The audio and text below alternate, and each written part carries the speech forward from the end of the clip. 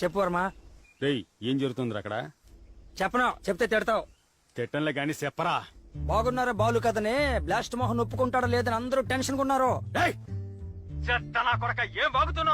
పై చేయడం అంటే అతి చేయడం అని తీసి అనుకున్నావా? ఇలాగే వాగావంటే నేనే బ్లాస్ట్ మోహన్ ఇంటికి వెళ్ళి పేక్ కోసుకొని చేస్తాను, చూస్తావా? నా సంగతి తెలీదు. Mind your tongue. బుర్ర ఏడెక్కించేస్తున్నారా చల్లవాడు.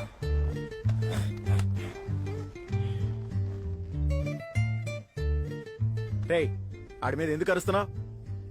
ఇంకొకటి ఒళ్ళో కూర్చొని చూడు, అప్పుడు నీకు తెలుసుద్ది.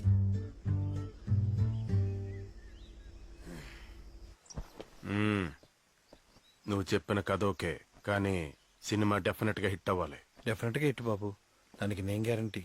నేను ఆ కథలో చెప్పినట్టుగా ఆ క్రౌన్ ఆదినారాయణ టెంపుల్లో నిజంగా ఉంది. నేను ఒకసారి నా టీంతో వెళ్ళి చూసి వచ్చానంటే అలాగే నేచురల్ గా తీస్తాను. National award confirm.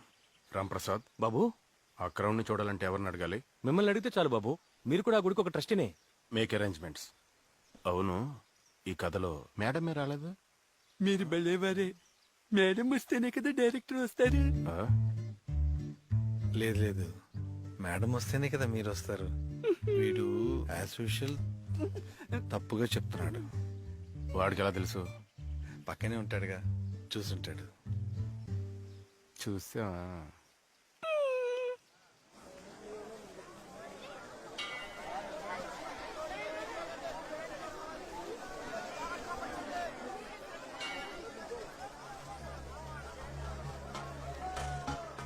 బాగున్నారండి? అవునా సార్? ట్రెజరర్ బ్లాస్ట్ మోహన్ గారి ఆఫీస్ నుంచి వస్తున్నాను. తెలుసు. డైరెక్టర్ గారు, అసిస్టెంట్ డైరెక్టర్.